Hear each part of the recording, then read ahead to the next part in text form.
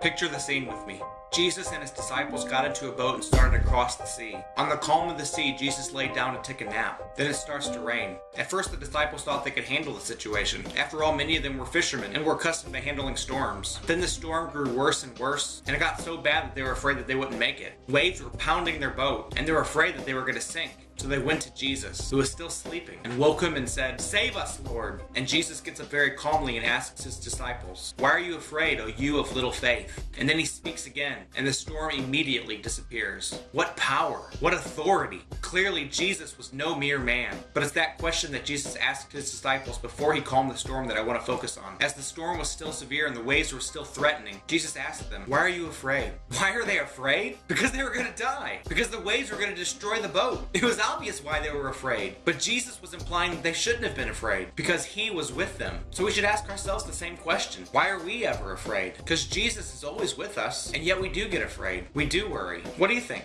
Is worry ever a good thing? We often excuse worry as something natural. It's something we all experience, so it must be okay, right? But Jesus told us in the Sermon on the Mount, do not worry. So worrying is a sin. It's something we ought not to do. It's something that shouldn't even exist in the world. Instead, we ought to place our faith in Jesus, who is able to deliver us from all harm, and who we can trust no matter the circumstance. God bless you, and see you tomorrow.